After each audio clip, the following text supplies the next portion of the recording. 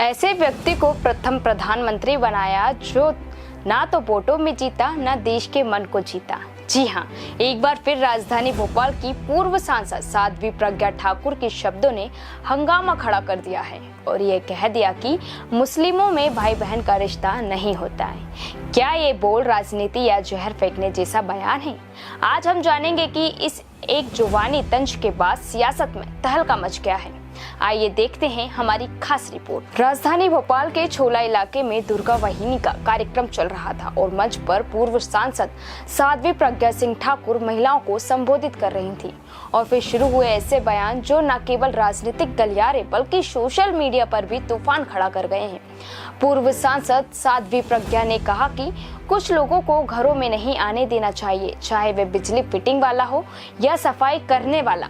साथ ही कहा कि विधर्मियों के हाथ की बनी कोई चीज नहीं खाना चाहिए। अगर मंदिर के आसपास प्रसाद बेचते हुए विधर्मी मिले तो ठुकाई करने की सलाह भी दी जाए। बयान यहीं तक सीमित नहीं रहे, उन्होंने महात्मा गांधी और पंडित जवाहरलाल नेहरू पर भी कटाक्ष किए और कहा कि आजादी बिना ढाल खड़क के मिली थी और कुछ नेताओं को प्रधानमंत्री बनाकर देश को कुठारा घात झेलना पड़ा। नेहरू पर भी तंज था कि वे विदेशी तौर तरीके अपनाते थे और देश के हित के लिए काम नहीं किए। वहीं इन बातों ने न सिर्फ राजनीतिक हलकों में हलचल मचाई है बल्कि आम लोगों में भी चिंता बढ़ा दी है, खासकर ऐसे वक्त में जब सामुदायिक सौहार्द पर हर आवाज का असर होता है। लेकिन आपको पता है कि मियाओं में कोई भाई बहन का रिश्ता होता ही नहीं, तो वो हमसे बहन का रिश्ता कैसे निभाएंगे?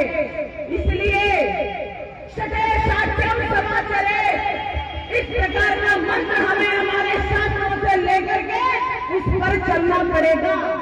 वो हमें बहन बनाने आए, हमें समझ लेना चाहिए कि ये बहन बनाने नहीं आ रहे हैं, हमारे साथ धोखा करने के लिए आ रहे हैं। अपने अपने घरों में किसी भी विधर्मी को आने न दें, लाइट फिटिंग करने के लिए न आने दें, नल ठीक करने के लिए न आने दें, गाड़ी चलाने के लिए न आने दें, सफाई करने के लिए न आने दें। ये जो मातृशक्ति बैठी है, ये संकल्प लेके अपने अपने घरों में कभी भी हम विधर्मियों को आने नहीं देंगे और ना ही हम उनके चंगुल में फंसेंगे।